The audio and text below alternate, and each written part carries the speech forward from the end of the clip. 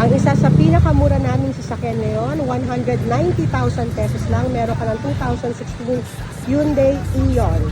2016 Hyundai Eon manual, 190,000 pesos lang kasama na transfer. Yes, tama po. 190,000 pesos, mauuwi mo na ito. At kasama na ang transfer of ownership sa 190,000 pesos. Cash. Ayan siya guys, manual. May touch screen na kayong head unit. Ayan. So, pwede to sa personal use, sa mga estudyante, sa mga nagtatrabaho, sa mga nag-opisina. Pwede rin po ito. Plate ending 8. Ayan siya. Ayan. 190,000 cash, mauuwi nyo na po ito, inyong-inyo na siya, kasama na ang transfer of ownership. Kung ayaw naman ng cash, gusto na ang financing, pwede rin po ito sa halagang 48,000 pesos.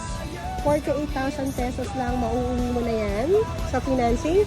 48,000 pesos and then ang monthly ay 7,625 ng 3 years at 6,323 naman ng 4 years. Ayan. Kung financing, 48,000 ang down, 6,000 plus ang monthly.